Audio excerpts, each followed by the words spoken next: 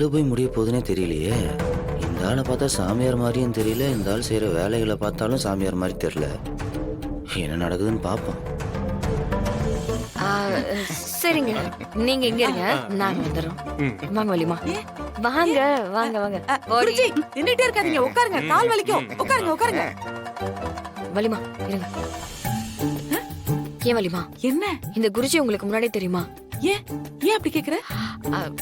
இல்ல வலிமா, எனக்கு இவரு பண்றதெல்லாம் எல்லாமே வித்தியாசமா தெரியுது. எந்த குருஜியாவது இந்த மாதிரி ஏசி ஃப்ரிட்ஜ்னு வாழ்ந்து பாத்திருக்கீங்களா? பாத்திருக்கனே.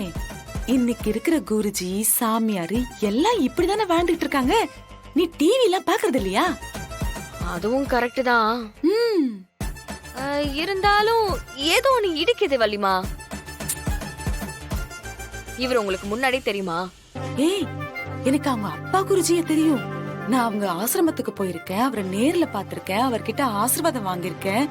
அந்த ஆசிரமம் எப்படி இருக்கும் தெரியுமா? நம்மளையே மறந்து போயிடுவோம். இவருங்க அப்பானா அப்போ இவர் என்ன அடுத்த தலைமுறையா வந்திருக்காரா? ஆமா. ஏன் வலிமா, அரசியல தான் வாரிசுனா ஆன்மீகத்திலயும் வாரிசா? ஏன் வீரா, அவரோட சிஷ்யனா இவரை ஏத்துக்கிட்டு இருப்பாரு. சொந்த பையன் தானே, அதனால அடுத்த குருஜியாவும் ஆக்கிட்டாரு. இதுல என்ன தப்பு இருக்கு? அந்த ஆசிரமம் எங்க இருக்கு வள்ளியம்மா? கன்னியாகுமரியில. ஓ, நம்ம ஒரு வாட்டி டூர் போயிட்டு வரலாமா? எனக்கும் அந்த மாதிரி இடம் ரொம்ப பிடிக்கும். கண்டிப்பா போலாம் பிருந்தா. இந்த குருஜி நம்ம வீட்ல இருந்து எந்த பிரச்சனையும் இல்லாம நம்ம எல்லாரையும் ஆசீர்வாதம் பண்ணிட்டு கிளம்பும் போது நாமளும் போயிட்டு வரலாம். சரி, அது வரைக்கும் அவரை கண்ணும் கருத்துமா பாத்துக்கணும்.